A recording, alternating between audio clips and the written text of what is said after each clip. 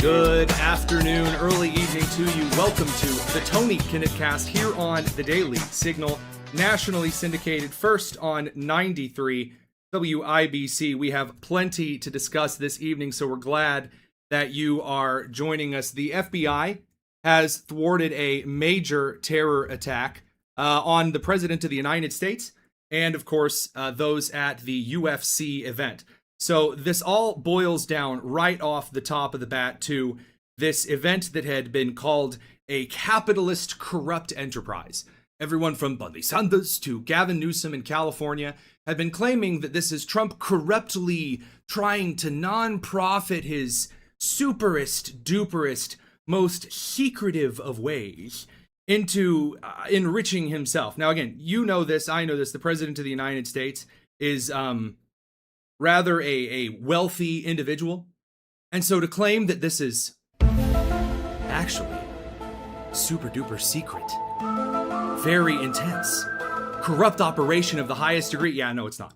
It's just not. It's ridiculous. But it did, in fact, inspire a number of individuals to go forward and attempt to carry out a terror plot targeting Sunday's UFC 250 Freedom event on the White House South Lawn. Now, so far, 5 suspects are in custody after authorities said that they had planned the coordinated attack. Fox News broke the story, so again, in our show's interest of making sure that we always give the doest of due credit, here you go. This breaking news just into the Fox newsroom, the FBI disrupting this alleged plot targeting the UFC Freedom 250 event at the White House. Officials telling Fox a network of nearly 24 potential plotters were identified, with at least 5 people in custody right now.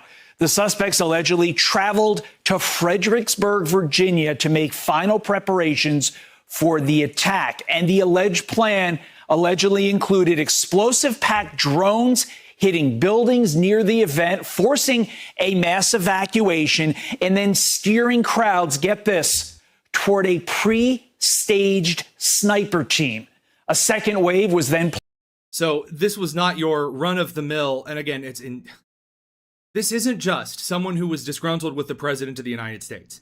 This is not just an individual who made the last-minute schizophrenic plan, thought the toaster is talking to him, not that that's any less of a real threat, and then went after the president. This is not just some halfway there, sort of, kind of.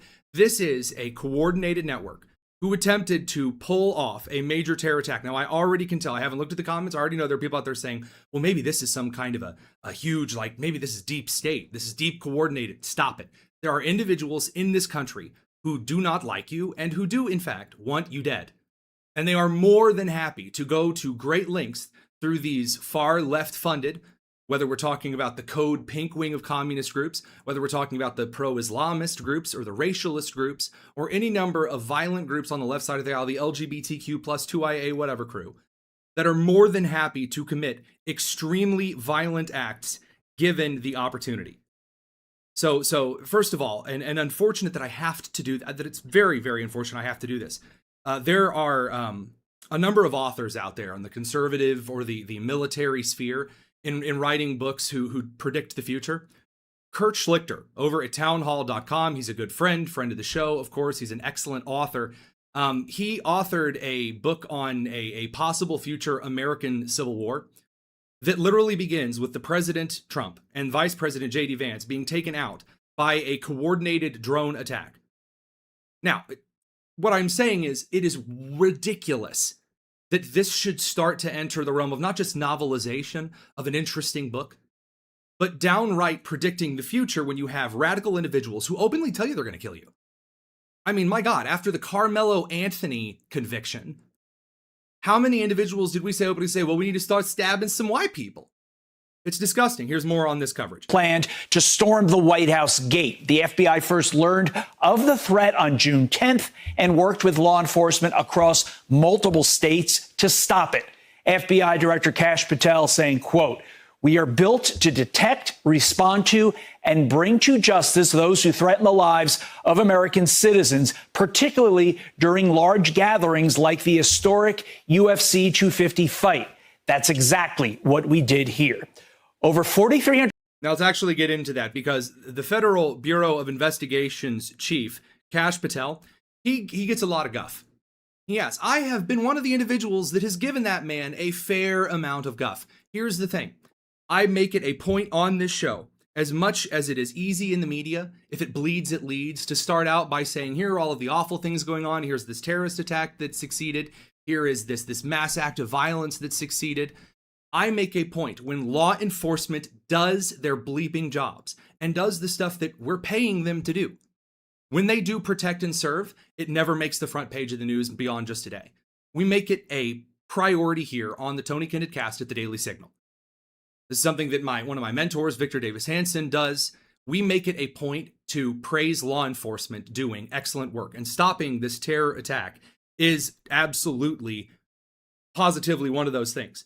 Now, we also have some B-roll on this. So again, the FBI director's statement, he said, on June 10th, FBI and our law enforcement partners became aware of a potential threat to the UFC America 250 event in D.C. involving individuals outside of the national capital region. And thanks to the rapid action of this FBI, our partners, the Department of Justice, in a multi-state operation, multiple individuals, 5 of them, are now in custody, and allegedly planned attacks were stopped cold. So he praises agents, as he should. He also encourages people to call in tips. And why does he encourage people to call in tips? Well, for one, because we only have 5 of them and there are over 20. There are over 20. There are people that are still out there. So I encourage each and every one of you, if you see something, say something. And I don't care if some Karen says, well, that's racist, or that you're judging. You should be judging. You should be noticing things. Absolutely. So let's take a look at these 2 individuals of the highest esteem. So 2 of these individuals, 2 of these Southern California men that the feds say were part of this plotted mass casualty drone and sniper attack, are Brian Roa, the man on the left, and on the right, Michael Thomas. I mean, just insane. So the FBI unsealed a complaint against a 19-year-old accused of helping plan Sunday's White House attack. Per the affidavit, this individual picked congressional targets who took pro-Israel money. Oh, gee, who could have seen this coming? Who could have seen this exact weird, awkward marriage of the Marxists on the left and the idiots on the right, who are accusing Israel and the Jews of doing everything short of, well, no, they accuse them of altering the weather too, of dehumanizing and depopulating and saying you shouldn't have kids. And they're trafficking Muslims everywhere, despite wanting to kill all of the Muslims. And they're so mad and awful. Here you go. It is this exact same group of people. It is. And I'm sorry, I'm not going to, well, you really shouldn't associate. I'm associating it. They openly associate with this crap. They do. So anyway, took pro-Israel money. He named Marsha Blackburn of Tennessee because she'd taken money from the pro-Israel lobby, by which they mean AIPAC. Which, by the way, AIPAC is made up of American citizens. American citizens that do include Jews, that do include evangelicals, that include atheists. In fact, there are quite a few Catholics, as hard as that may be for some parts of the Catholic part of the party, I should say, to believe. AIPAC's American citizens. Now, I know that we all like huffing paint, but Code Pink, which takes open money directly from foreign spenders, right then and there, is still walking around free as can be while individuals are trying to assassinate those for taking Israel Jewish, the shekels. So we then sent photos of 4 more. The entire West Virginia delegation. So we're just going after evangelicals now. We're going after evangelicals. We're just going to make that clear. I don't see a lot of Catholics talking about this online. I mean, whenever there's an attack on a Catholic, it should be made very clear that attacks on Catholics will not stand and it's disgusting. Attacks on Jews will not stand and are disgusting. And yeah, you know what? When there's a clear pattern here where we're going after evangelicals now because they're taking the Jew money, yeah, that should be called out. It's disgusting. Now, on that particular matter, by the way, you may have heard the news story that there was a cross that was burnt in Chicago. And it just so happens that we now know the individual who set fire to that particular cross in Chicago, well, it was a socialist gay man. Because the only way that Democrats can possibly theorize there being violence in Chicago is if it's violent white supremacist violence that it shouts, "This is MAGA country," when pretending to lynch Jussie Smollett by himself, or burning a cross, again, as a gay socialist. Just, goodness gracious. Goodness gracious. I do appreciate one of the comments, given that I am your neighborhood indie fundy Baptist. Sam the Irish says, Tony exists during non-live hours. I thought he was an AI in a skin suit built by Elon. You're wrong. I was a skin suit built by the Jews, or at least, so they say. So the nonsense is very prevalent. It is very prevalent. It is consistent. It is constant. And that brings us over to somehow something that is not particularly violent. But if you want to know where the consequences are being levied right now, where the actual consequences are coming down, it's baseball players who, in the holiest month for the left of the year, Pride, they had the audacity when they were ordered as players to wear the progress flag. So it's not even just a rainbow anymore on the logo. So it's got like the rainbow on the bottom, and then they have like the trans stripes, and then the black and brown stripes. Everyone's favorite sexuality and gender, black and brown people. Anyway, they're like, oh, they have this pride logo on the flag. So they're forcing all of these players. There's a lot of baseball players who are, in fact, very devout Protestants and Catholics, and a couple of Orthodox, because everyone always leaves out the Orthodox crew. And it turns out they really don't like homosexuality and transgenderism, because that's not really a biblical value. And so a lot of them, or I should say three Giants pitchers alone, wrote Bible verses on their Pride Night caps during Friday's game. And the outrage. Oh, the outrage. I mean, it just flooded into view. Oh, how could they?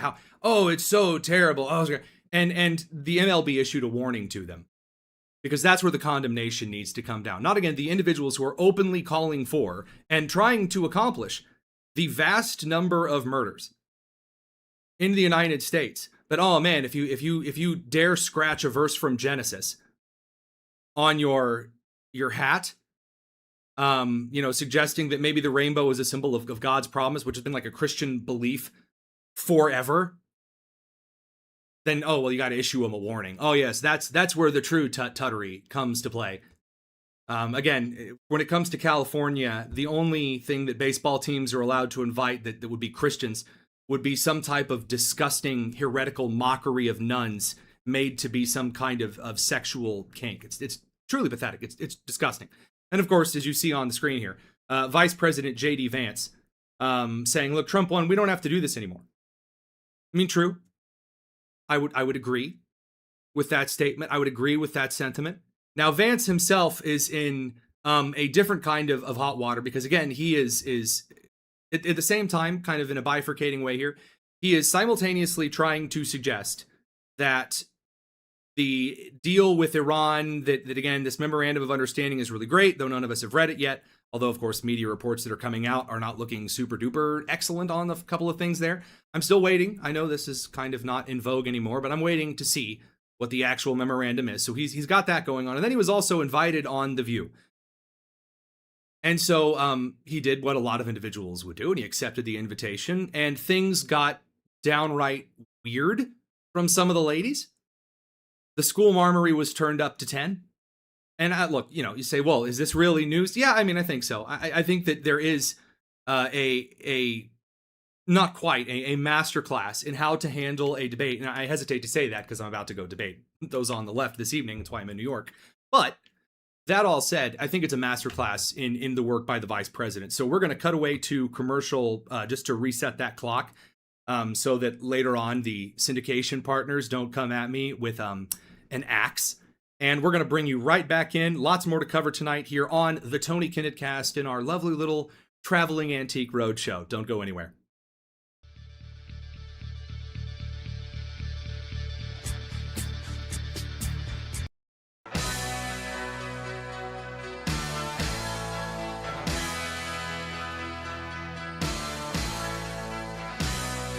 You're listening to the Tony Kinnett Cast on 93 WIBC.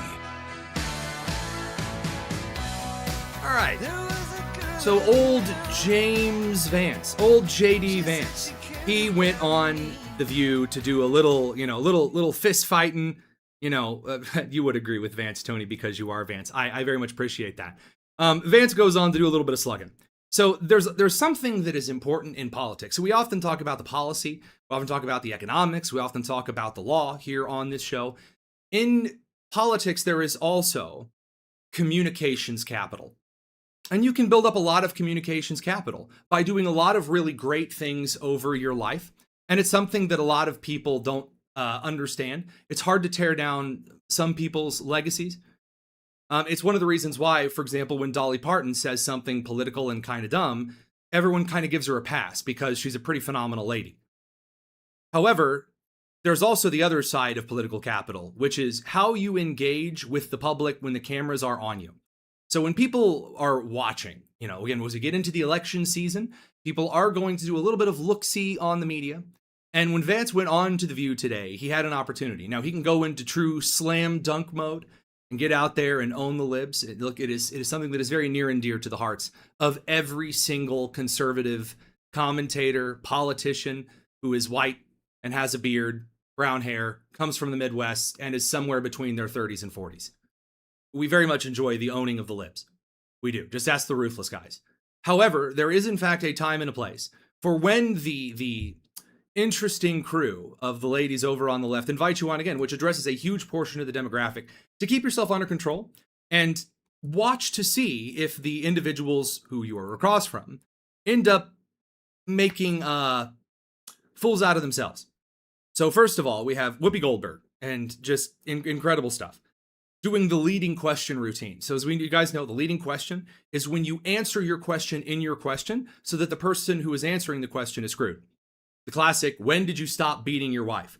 And so Whoopi Goldberg begins to ask, what are the administration, what are all the things they're doing to leave black people behind? Because, and that is, of all of the issues that Americans are facing right now, we are really just going to park right there on the whining and the victimhood complex. But anywho, here's the back and forth. I think it's pretty good case from JD here. And you were talking about people. What did black people do to this administration that has allowed it to really stigmatize folks of color? So that's an accusation. That is an accusation. So, it's a leading question in and of itself. What did black people do for the administration to just treat it so terribly and to stigmatize and all that? And Vance summarizes, and watch the pushback. You know how hard it is. You have folks of color in your family. Sure. So when you see, things, the Emmett Till stuff coming down, or them doing all kinds of removal of information of black heroes, how do you... A weird, again, strange, very strange. So she goes on all of this. And so, by the way, when Vance responded and essentially said, hey, look, that's not what happened in this particular instance. That's not the case. That's not, kind of where this went. She immediately pulled back and said, well, I didn't actually say that. And then Vance responded, okay, I guess you didn't say that, wink. I guess you didn't actually say that we're trying to kill black people or whatever. But this administration is actually doing a couple of really good things for those who are in inner city black neighborhoods. For example, in Washington, D.C., bringing in the National Guard and increasing the measures and the standards of safety in the city is something that benefits people of all colors in the city. They didn't really have a response to that. They didn't really have anything of substance to bring to the table. Now, again, that's the ladies over on The View. There are a couple of questions that people have asked for a while because Vance, back before the beard, he wasn't exactly super pro-Trump. For example, back in 2013, he explained why he changed his mind on that particular thing. I would say fundamentally that one of the things I underappreciated about Donald Trump is that so many of the things that people said about him weren't actually true. Again, you talk about humility. Okay, so I see Donald Trump, I see a clip of him, or I see not even a clip of him, but reporting about something that he said, and I take it at face value. For example, let's just go back to one of the most controversial things Donald Trump said during the first term that I was wrong during the first campaign, is that I was led to believe by the stories. I read stories that said Donald Trump said that all Mexicans were rapists. He never said that. What he said is that the certain South American countries, Central American countries, were releasing criminals into our country, including Mexico. By the way, that was objectively true. So There it's is not no so much evidence of Christians. that. None. Fidel Castro did that in 1980 with the Mariel boat lift. There have been many. I love Anna Navarro going there. Well, actually, there's a thing from the 80s. No, Vance made it very clear. I changed my mind because I saw some reporting. I took it at face value, and that was a mistake. That is a direct allusion, ALLUSION, a direct allusion to the current situation regarding this possible Iran memorandum of understanding. There's a lot of people doing a lot of reporting. We don't have the information in front of us yet. And again, when you just rely kind of on like the immediate hot take reporting, you end up getting a lot of stuff wrong, because it turns out that a lot of people who are agenda driven, my agenda is right up in front of you. I'm very, very clear about my political beliefs, and I'm very clear about when I am trying to deliver the news, the analysis, and then the speculation and the commentary, so that you don't have to go looking for what I'm trying to hide or sneak in. That's a way the American people have changed. The ladies on the View haven't figured this out. Many journalists, including CNN, where you used to work and be my colleague, that have tried to find evidence of that. There is no evidence that Maduro was releasing people from insane asylums or jails like Fidel Castro did do. Yes, there is. There's consistent evidence that he was absolutely doing so. Members of his own cabinet admitted so. And it also turns out that in a lot of countries that do shady things, they don't keep paper records of everything. They don't have to go, okay, we're releasing this one right here, releasing him, and we got to make sure here are all the crimes he did, send him, and we're sending him via the Postal Express, and we're rushing the shipment. No one won't do that. Stop it.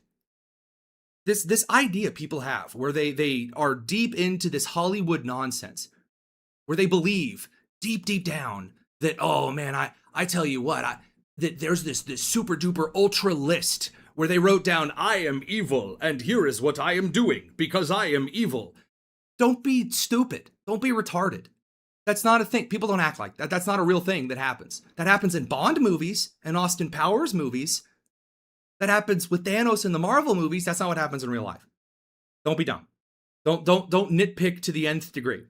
And then again, finally, on this last part here, there's the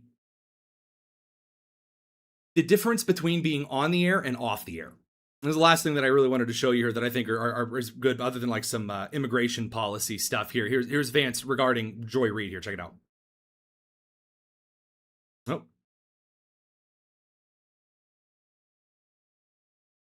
Well.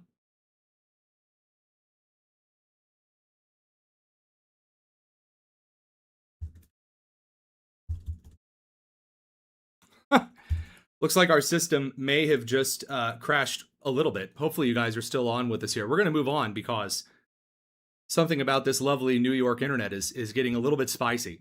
So we're going to leave Vance and the View behind for just a hot second here on the Tony Kinnett Cast.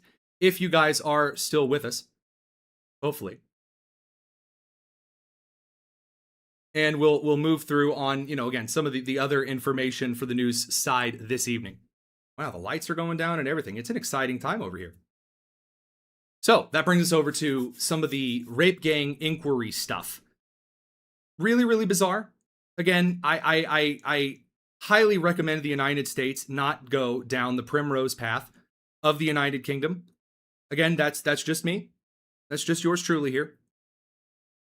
But it appears as though the United Kingdom kind of as a whole has decided to just go deep down the importing tons of migrants side of thing. And then, as they go down that very deep, dark path, they are bringing anyone that they can with them. Anyone at all they can with them down this awful path. So, first of all, regarding the Member of Parliament, Rupert Lowe, he's in a bit of a tizzy. We had a conversation with a British political analyst a couple of days, I should say, probably just over a week ago, talking about the kind of split in the Reform Party. So Nigel Farage has the Reform Party after the Conservative Party became garbage. And so Rupert Lowe was kicked out of or split off from the Reform Party because he was saying too many things that were just clearly, look, Islamic immigration into the United Kingdom is a problem. It's a significant issue. And because it's a significant issue, again, I would suggest that if you're trying to make the case in the UK that Rupert Lowe is wrong, he needs to stop coming out with additional inquiries and reports that prove all of the various things that members of the United Kingdom public are complaining about regarding third world immigration into the country and the kind of cultures that involve rape gangs, the kind of cultures that involve honor killings, the kind of cultures that involve beheadings, the kind of cultures that involve etc. ad nauseum. So, a private funded inquiry chaired by Rupert Lowe has released a comprehensive report on the systematic sexual exploitation of British children by predominantly, and here you go, you guessed it, Pakistani Muslim grooming gangs. Crimes that the British state either ignored, covered up, or actively shielded for over 70 years. So here's some of the key findings in this report. An estimated 250,000 white British girls were subjected to rape, gang rape, human trafficking, torture, and forced conversion to Islam. And again, you do not even need to take this report's word for it, even though it cites a ton of sources. The members of the Pakistani migrant community to the United Kingdom will openly tell you this is what they are doing.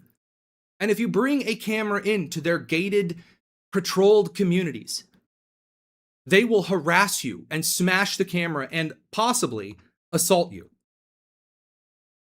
It's a significant issue. It is a significant issue that is truly not going to get any better over the next couple of years unless the British people do something. So we'll get into some of the other details here on this particular measure. I think we have a new B-roll slide for this. So grooming gangs operate or have operated in at least 149 of Britain's local authority districts, or nearly 40% of all districts across the United Kingdom.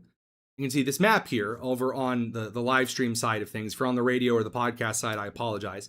There is a map that is just pox-ridden with local authority districts in which there is either suspected or confirmed gang rape activity in the United Kingdom. Around 87% of those convicted bore distinctively Muslim names. A 2017 Quilliam Foundation analysis of 264 convictions found that 84% of the offenders were South Asian, mostly Pakistani Muslim. Those numbers could be as high as 95%. 95%. That's insane. The same grooming playbook, lavishing girls with gifts, alcohol, and then taxis, gang rape, blackmail, trafficking, were used in virtually every town and city. It's the exact same playbook. It's the exact same thing. Just like how you know that the scam callers who give you a ring are going to say the exact same thing each and every time. The playbook doesn't change. The disgusting predatory tactics are not exactly highly intelligent. They're not innovative, but they are the tools and the means that are used in almost every single case.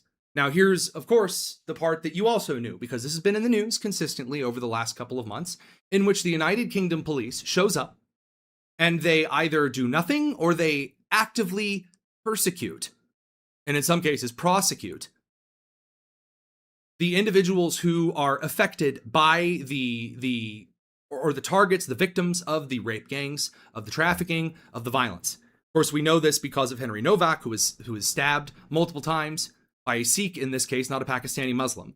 But the cops showed up, and the Sikhs told the cop, oh, Henry Novak was racist, and as Henry bled out, he was put in cuffs, and the cop said, Henry said, I've been stabbed. And the cop said, oh, I don't think you are, mate. Again, we still don't know the name of that cop, at least I don't believe that we do. They're hiding him as best they can. And in this case, according to this report, police, social services, the NHS, schools, and taxi licensing authorities all knew there were whistleblowing reports. There were things that were suggested. They did nothing or made it worse. Now, throughout the report, there are quite a few testimonies. Here are some of them. So from Kate, comments were constantly made suggesting that white girls and Christian girls were viewed as having fewer morals or lower value, whereas Muslim girls were described by some of the men as having dignity and higher moral standing. That fits with Islam to a T. These comparisons were used to justify the way I was treated and to further humiliate and control me. We've seen that in every single Islamic society, every single one of them. Even even Qatar, which Tucker Carlson praises, the only Christians that are in the country are itinerant indentured servants that have been brought in to do labor and are not even allowed to openly go to open church buildings. And they're treated like animals, they're treated like chattel, because that is what Islamic societies do. Quote, I was also subjected to religiously charged comments designed to shame and dehumanize me, including statements implying that God had abandoned me or would reject me because of what had been done to me. From a young woman named Taylor, before they raped me, they would chant, Basmillahir Rahman Rahim, translation, in the name of Allah, the most gracious and the most merciful. Day ending in Y. Filthy, disgusting. Now, on the political implication side, what's actually going to happen here? We don't quite have something yet that shows really anything is being done, except on the local council level, they are being voted out en masse. So the Labour-dominated councils in Rochdale, Oldham, Telford suppressed evidence for decades, prioritizing Pakistani Muslim voting blocks over child safety. So in January 2025, Labour MPs voted 364 to 111 against a national statutory inquiry into grooming gangs. The government's 2026 national inquiry is described in the report as a containment exercise. Its terms of reference deliberately exclude the ethnic, religious, and cultural drivers of the abuse. Lord Nazir Ahmed, a Labour peer elevated by Tony Blair, was convicted in 2022 of raping a 13-year-old girl. You want to know why all over the UK, in the local government elections that happened over the last couple of months, why you were seeing Labour and Conservative Party members being swept aside and Reform Party members take their place? This is why. This is why. The centre cannot hold. It can't. Now, as to whether the Brits are really going to do anything about it and take this down permanently rather than just burn buses and like throw them at buildings, remains to be seen. It does. It remains to be seen. The Parliament members that are participating in this kind of action, voting against statutory inquiry into grooming gangs, yeah, I mean, there should be something, again, at least I would argue, that should be, again, I would say that is done, about this particular stuff. Now, this inquiry comes out a day after a video surfaced of an Islamic man who was being questioned under suspicion of raping minors. The man's defense, what's the defense when he's being questioned about sexually abusing little girls? That Sharia doesn't set an age limit. And I was just unaware of the laws in the United Kingdom. Here you go. Do you know what we're here for? Okay, you're going to find out in a sec. Okay. Keep your hands out your pockets. Listen to me. Yeah. Where's John? I don't know. Busy, sorry. Hey mate, sit yourself down. By the way, this is the look of a man who's not sorry for what he did. He's sorry he's caught. He's sorry he's caught, and he wants to play to the sympathy, oh, they're racist angle, in case you're wondering. You're dizzy. Do you need an ambulance? Do you need medical assistance? No, I feel like dizzy, I'm sorry. Listen to me. You haven't got to feel threatened. Yeah. You sent that to a 14-year-old girl. You know that? You're going to be arrested tonight. I'm never going to.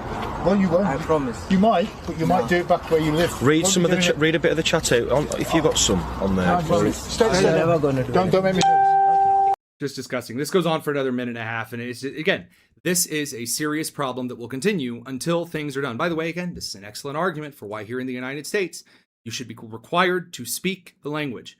You should be required, because if you do not speak English, how are you supposed to know what the laws are? We can't just trust in your good common sense and moral wonder. No. Because clearly that's not working here. That's not a thing here. You can't blame white society for bringing Pakistani Muslims to the United Kingdom. You can't. So, unfortunate, again, disgusting what's going on over in the United Kingdom. We're going to pivot away to the commercial break side of things. When we come back, we're going to talk about some of the primary election stuff you can expect I don't have as much the hottest takes on this one. Well, maybe I do have some hot takes. We'll find out. Don't go anywhere. It's the Tony Kinnett Cast here on the Daily Signal.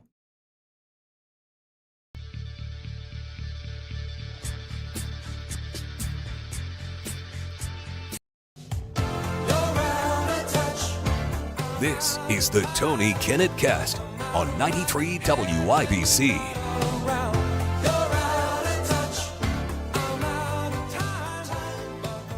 Welcome back to the Tony Kinnett Cast here on the Daily Signal, nationally syndicated, first on 93 WIBC. All right, guys, it's time for us to talk just a smidgen, about some of the Georgia runoff shenanigans. So we've got some primary elections tonight. In Washington, D.C., they're doing ranked choice voting. There's a little socialist, democratic socialist, whatever, a little Bernie Sanders candidate who wants to do really wacko stuff. And I made the point today on NTD here in New York that if a Washington, D.C. mayor goes the Mamdani route, President Trump's threat is absolutely correct. Congress is just going to strip Washington, D.C. of its little home rule, manage their own business things, and Congress will just direct it personally. Now, I think that would be rather entertaining, and I'm very much here for it. In the rest of the country, we have the Senate GOP runoff. So the GOP runoff in Georgia, Republicans, it's between Representative Mike Collins and then former football coach Derek Dooley. Here's where things get fun. There is an attitude in the South where if you played on a college team or you coached on a college team, that this gives you political acumen. And that's not entirely wrong. I know there are a lot of people who have dunked on that. And there are some things that playing in athletics does give you some experience for. And again, the SEC is very affectionate. And the South in general is very affectionate towards some of their college football programs. Hey, I mean, again, coming from a victorious football season here in Indiana, I get it. It is very bizarre right now to see that it is not the populists who have put forward the Trump supporters. The Trump supporters are not the ones pushing the football coach. Instead, that would be the Brian Kemp-backed, more establishmentarian crew. This is very bizarre to me because you will remember when Herschel Walker was put forward and then got, spanked. There have been several candidates that the Republicans have put forward because they're really flashy and exciting in 2018 and 2022 that got a resounding spanking in the general election. I do not see, and again, could I be wrong? Am I going to make any big sweeping predictions? Could I see Dooley winning this evening? Sure, I think that Collins is probably going to win. Now, he was the stronger first-round finisher with 40.5% of the vote in that first voting primary round. And then Dooley, as the Kemp-backed alternative, got 30.2% of the vote. Right now, according to some of the polling, Collins it's like 50 to 48 and a little bit of undecided or neither. The winner faces Jon Ossoff in November. If Mike Collins goes up against Jon Ossoff, there's a pretty good chance he wins. And I say that because Dooley has very little he's bringing to the table. I'm sorry, I've looked at the record. I'm not seeing a whole lot. That can change. Georgia's a weird bird in elections. So an interesting case for me here. I wish that I could tell you guys that I'm like deeply invested. I hate runoff elections. I hate ranked choice voting. I hate them. I think they are a way to encourage laziness. I do. I think that's silly. I think that people should actually, it should be difficult to make not difficult. I think it should be an active action that a citizen should have to undertake to vote. Not just, well, I know that one's name and if he doesn't win, there's another primary later. I hate that. I think that's silly. I don't care for that nonsense. And this is how we get all of this gobbledygook. I'm sorry. I don't care for this. The same with the Georgia gubernatorial race. Obviously, Brian Kemp's term limited. That means he's opened up the gubernatorial office, the governor's office, creating very crowded primaries on both sides. So on the Republican side, you have Lieutenant Governor Burt Jones versus businessman Rick Jackson. And Jones has been endorsed by President Donald Trump. He got a late nod for Governor Brian Kemp. Now, he got 38% of the initial primary. Jackson, relatively close second with 32.5%. I think that if Trump and Kemp agree on a guy, it's likely that we're going to see Jones. I don't know. Again, it's weird. You would think Georgia, I'm giving you all of these up-to-date polling statistics and going, and here's the lead, here's the out edge outside of Savannah. And if you move up to Macon, I don't know. Georgia's a very weird electoral bird. Now, other runoffs for this evening. Oh, by the way, the winner is going to face former Atlanta Mayor Keisha Lance Bottoms. So that'll be interesting, for sure. I'm sure that Stacey Abrams 4.0 is going to do just fine. On the GOP side for Lieutenant Governor, you've got Senator Greg Dolezal versus Senate President Pro Tem John F. Kennedy in the Lieutenant Governor runoff. I'm sorry to my team who did such a good job of like preparing runoff stuff for Georgia's Lieutenant Governor primary. I'm sorry. I find it so hard to pretend to care about something that I just don't. And I say that as someone, I get asked constantly as a Hoosier why I don't care more about Indiana state elections, because this is a national audience show. And you know what? The odds that someone in Colorado gives a flying fig about the Lieutenant Governor's election in Georgia. Now, that's not a dig at my team. I asked him to give me this data. I'm just, as I'm reading this, Democrats are choosing between State Senator Josh McLaurin and State Senator Nabila Parks. Who cares? I don't know. Maybe that's uncouth. Maybe that's not the couthiest of things to tell you. There's some Secretary of State drama as well. Ooh, Tim Fleming versus Vernon Jones. Oh boy. Woohoo. Exciting. Exciting indeed.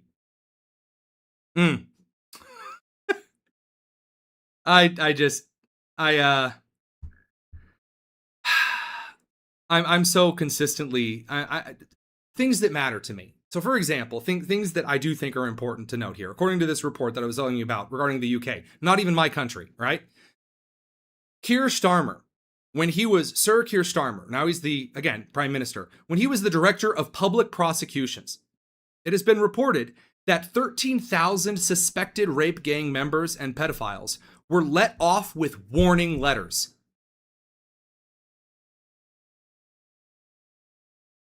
I mean, that's hanging territory, boys and girls. If that's true, that is truly, truly horrendous and horrific. One of the comments, what about those Indiana Bears? I don't care about the Bears coming to Indiana either. Some of the local state stuff that's in the news right now, when there's all of this other nonsense that's going on. General election stuff, yeah, primaries are interesting. Again, I think the Graham Plattner stuff in Maine is a touchstone. It's very important. You haven't heard me go all in on this crazy socialist Islamist that Zoran Mamdani is endorsing on the primary side either, because of course he is. Duh. I don't know. I guess I don't know. I mean, you guys can go tell me, that I'm very, very much wrong on that side. That's totally fine. That's one of the reasons I love you guys so much. So that all put in the news category for this evening. Before we scoot away to one last little bit here, because I wanted to do just a bit of mail time since I'm in a weird place. Seems like a great place to do some mail time. Again, this evening I am heading over to CNN Newsnight alongside Scott Jennings. Who else am I up against this evening? Obviously, Abby Phillip, Sarah Matthews, Tara Setmeyer, and Kamel Foster. So that'll be a fun one over on CNN at 10 for a good time. So that's why I'm in New York City, where it's very, very hot and the water tastes terrible. It does. The water's terrible here. I hate the city taste. I hate New York City water so much. I despise it. I can't stand it. And I'm home. I'm away from home. I'm away from two things that are very dear to me. As an actual Midwestern, not the Pete Buttigieg faking being a Midwesterner. As a real Midwesterner, I love my well water and I like it to be pure. We have a Cove Pure, Victor Davis Hanson. He's like, Tony, you got to get one of these Cove Pure things. So I got one. And it made my Indiana well water taste better because I'm a well water man, born and raised. And here in New York, I'm going to be honest, I'm thinking about the junk seeping into the ground. I'm thinking about how awful this water tastes that I'm told by the city government is totally pure and it's fine. And oh, there's no lead in this water. There's no chemical. There's no old pipes. I don't know if I trust that. That's why when I'm at home, you see me drinking out of a mason jar of cool, crisp, delicious water. It's because Cove Pure sent me the machine. I love it. Reverse osmosis. It's stellar, delicious, pure drinking water. You can have it hot, you can have it cold, instant refrigeration and heating. It's really good. No stupid plastic pitcher that I have to keep refilling. It's excellent. And that's why they're sponsors of the show. Truly, really. That's why you should head over to covepure.com/TonyK and get a Cove Pure. Stop drinking bottled water all the time. I hate spring water. I don't see how much this has in it. I'm subsisting off of this. No. Purified water, Cove Pure pitcher and filter. Well, there's a little thing that it fills.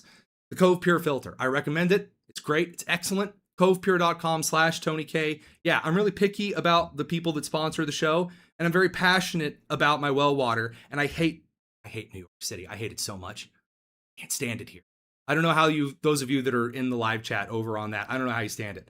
How are we gaining viewers during this particular section? How are we gaining viewers on the live stream during me ranting about how much New York City water sucks? They claim it does something for the bagels. That's bullcrap. I tasted a bagel at a local bagel joint that they told me to go try. And you know what? I don't think it tasted that special. I'm sorry. Covepure.com/Tony K. Don't rely on crappy water to make you bagels. We're going to get emails. We are absolutely going to get emails. And I just don't care. I love this team too much. All right, last little bit of news here. I've gotten a couple of questions on this. I've been waiting. There is one thing. Tony, what about the midterms? What about some election stuff that matters? You know, you don't care about the Georgia primary garbage, you know, beyond the Senate and the gubernatorial. So tell me something that you do care about. I'll tell you what that is. Harry Enton made it quite crystal clear that the Democrats are not in the place that they need to be for the midterms. Now you may say, but Tony, people really aren't happy with a couple of things right now. How can this be? Here you go. I think the warning sign is this: Democrats have an edge, but compared to what we see historically, it's really not that big of a lead. I mean, just take a look here. Okay, this is Congress National June polls, Dem leads, and this is NBC News, midterm years with the GOP press. Look at this. They're up by 5 points, but that's half the lead they had back in 2018 when it was 10 points, and less than half the lead they had back in 2006 with 11 points when Democrats took back the House in both of those years. And now the Democratic lead is on a single hand. 1, 2. Now, by the way, you know that I have no problem at all telling you that I was right or telling you that been telling you this for months. This is a problem. Now, the real issue is that voters really don't care for both parties, but they recognize that Congress as a whole is better as a Republican Congress than it is as a Democrat Congress. There are a lot of people who are on the right side of the aisle that will tell you it doesn't matter whether a Republican or a Democrat is in office, but because they're both the same. People who tell you that are lying to you and seem to forget that after Michigan went Democrat, everything got worse and it never got better. It was just going to be temporary. Same with California.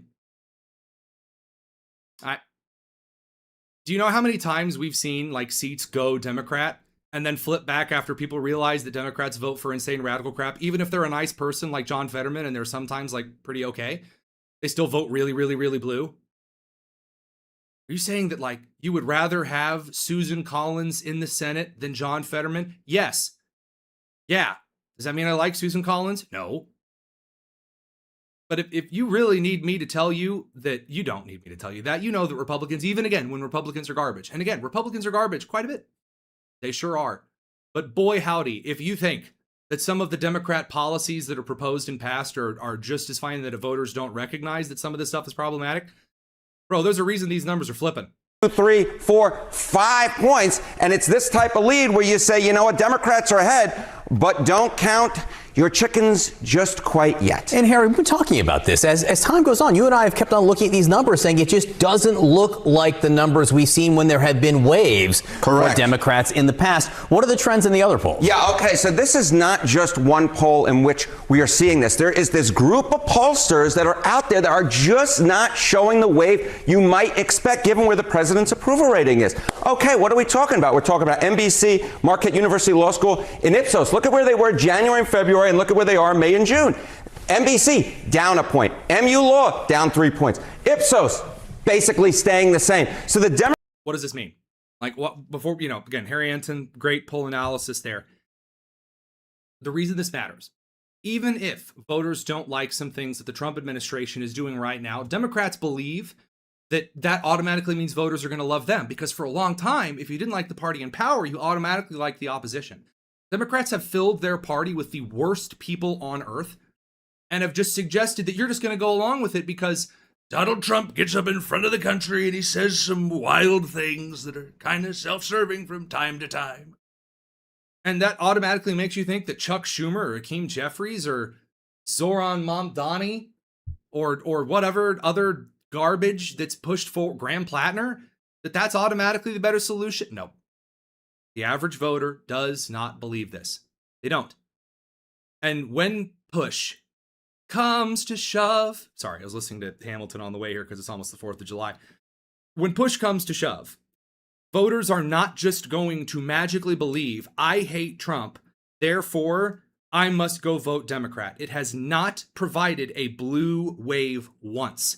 In 2018, it was very underwhelming. In 2020, it worked way less. By 2022, it worked even less than that. By 2024, it didn't work at all. If you're telling me in 2026 that all of a sudden, all of the Democrats are going to go, Chuck Schumer, yeah, it ain't happening. It ain't happening. I'm more than happy to share quite clearly that if the best thing the Democrats still have is some type of, again, insane conspiracy theory that Bibi Netanyahu is somehow controlling Donald Trump for Iran and all that stuff, best of luck with running with that. Good luck to you. Well, as you can tell, the lights are dimming. I unfortunately must, in fact, away. So for this travel show here in New York, thank you very much for stopping by the Tony Kinnett Cast. It is unlikely that we will have a show tomorrow or Thursday. And one of those would be because I'm 31 tomorrow. And while I'm running around New York from hit to hit to hit, I don't think we can really provide you just the stellarest and super duperest of shows. So instead of giving you a subpar show, when we get home to Indiana on Friday, unless something changes, unless the news is insane, I think you should expect this to be kind of the last show on that side until Friday. But yes, on Juneteenth, June 19th or whatever, yeah, we're going to have a show. So hopefully you guys have a good rest of your evening. We will see you guys there. It is the Tony Kinnett Cast here on the Daily Signal, nationally syndicated and first on 93 WIBC. Take care.